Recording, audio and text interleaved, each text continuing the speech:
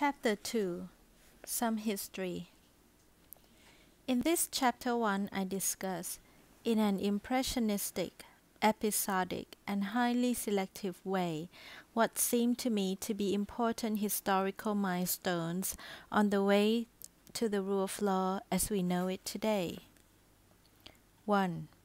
Magna Carta, 1215. My point of embarkation in Magna Carta. Everyone has heard of this, the Great Charter. Some have set eyes on one or more of the three surviving originals in the British Library, or Salisbury or Lincoln. It is very hard to decipher. It is in Latin, and even in translation much of it is very obscure and difficult to understand. But even in translation, the term of chapter 39 and 40 have the power to make the blood race. 39.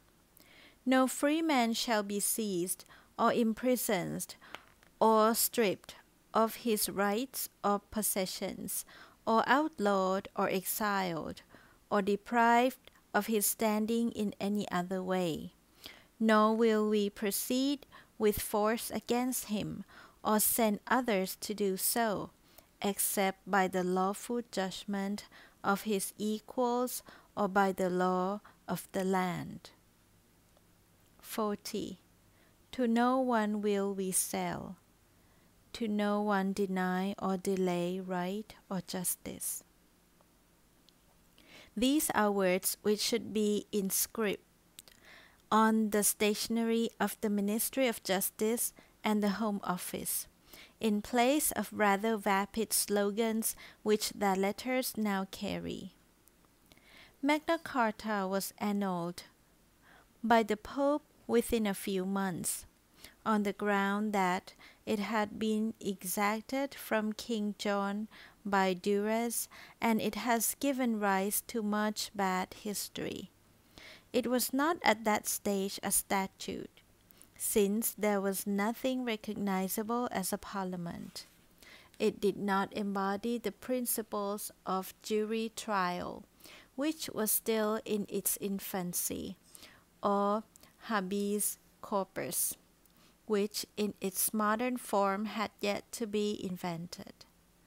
The language of chapter 39 had been criticized as vague and unsatisfactory, and it had been said that chapter 40 has had much read into it that would have astonished its framers.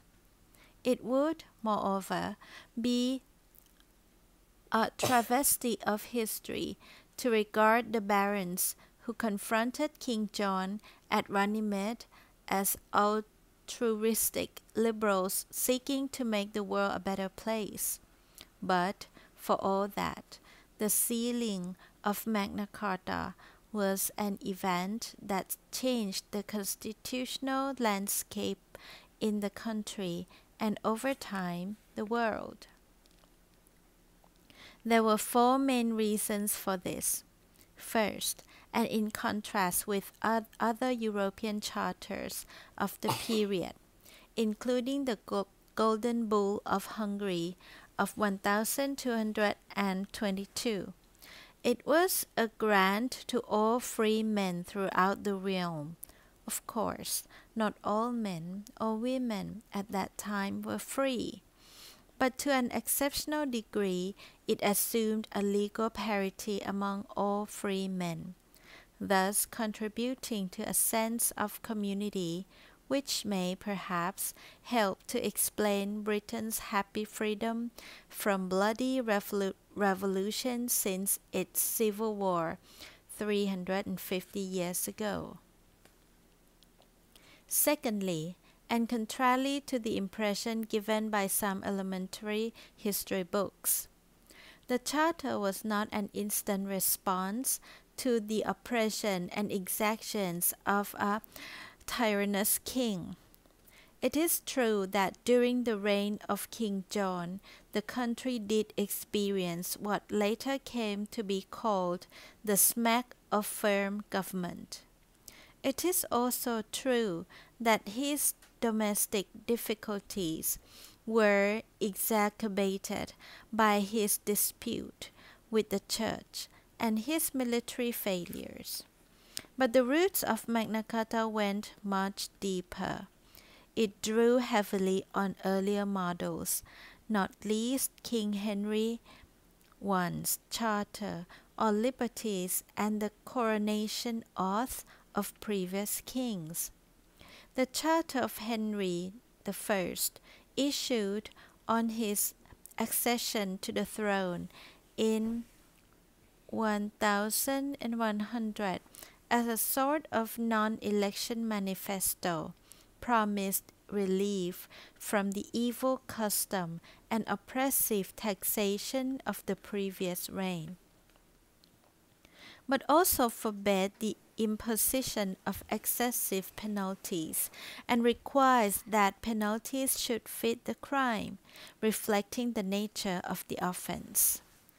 The coronation oath included a promise to exercise justice and mercy in all judgments, an oath still with minor modifications prescribed by Section 3 of the Coronation Oath Act 1688 and sworn by Queen Elizabeth II in 1953.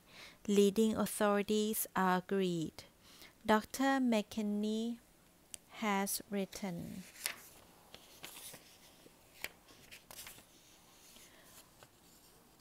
looking both to the contents and the formalities of execution of John's Great Charter, the safer opinion would seem to be that, like the English Constitution, it is of mixed origin, deriving elements of ancestors of more races than one, but that the traditional line of descent from the oath and writs of Anglo-Saxon kings through the charter of Henry I is one that cannot be neglected. To the same effect, Sir James Holt, the greatest modern authority on the charter, has written, Magna Carta was not a sudden intrusion into English society and politics. On the contrary, it grew out of them. Laymen had been assuming, discussing, and applying the principle of Magna Carta long before 1215. They could grasp it well enough. It is important. Magna Carta was not a peace accord barged up to meet a sudden crisis, and, as history repeatedly shows, liable to unravel. It had a quality of inherent strength because it expressed the will of the people, or at any rate the articulate representatives of the people. Thirdly, the charter was important because it represented and expressed a clear rejection of unbridled, unaccountable royal power, an assertion that even the supreme power in the state must be subject to certain overriding rules. Only by transporting ourselves imaginatively to the early 13th century can we appreciate how big a step this was. Today in the UK, we speak of the supreme legislative authority as the Queen in Parliament, of the executive as Her Majesty ministers, and of the judiciary as Her Majesty judges, and this is legally correct. But we know that the Queen has no choice but to assent to legislation duly laid before her, and that she has no power personally to hire or fire her ministers or her judges. In 1215, it was different. These powers, legislative, executive and judicial really was concentrated in the king, the Lord's anointed. But he became subject to the constraint of the law.